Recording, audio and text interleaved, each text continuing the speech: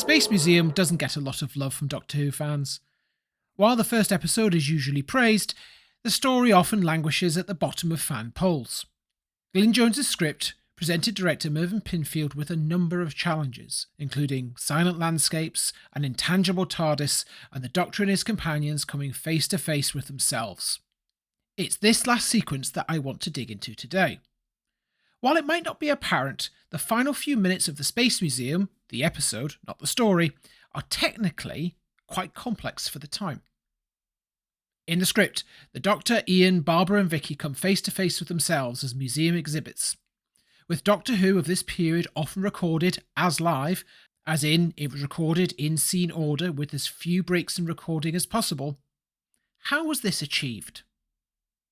As always, the camera script gives us the information we need.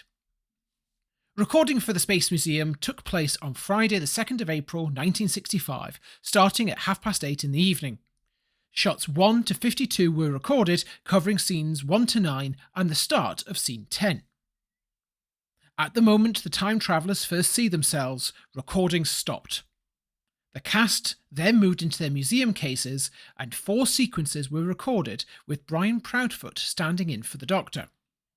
Once these shots were complete, the cast returned to their previous positions and the rest of the episode was recorded. Later we get a montage of shots representing the time tracks aligning, and this is a quick set of shots made up of photos, film and live action in the studio. Now this sequence was not created in post-production.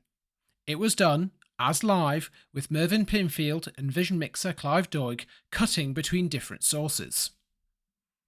The sequence starts with a photo caption on camera 3. We then cut to a live action shot of the TARDIS in the studio on camera 4.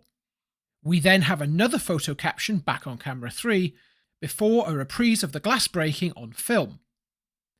Then back to the TARDIS on camera 4 to see the guards arrive and they watch as the footprints materialise on film.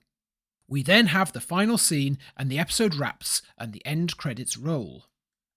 After recording was complete, this is where the episode entered, and this is rare for this period, post-production.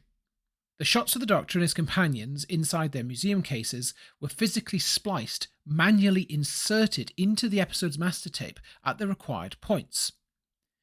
Looking at the unrestored episode, the edits around these splices are a lot more obvious. Now, while this might all seem quite basic, for the time this was some of the most involved editing that Doctor Who had seen to this point. We should take a moment to appreciate the effort director Mervyn Pinfield went with these sequences. He could have gone with a simple option of using photo captions showing the time travellers in their cases, but he clearly wanted to show the actors live in position, and that required some creative thinking and clever planning. And to see how another director handles the Doctor meeting himself, just watch the 5th episode of The Chase.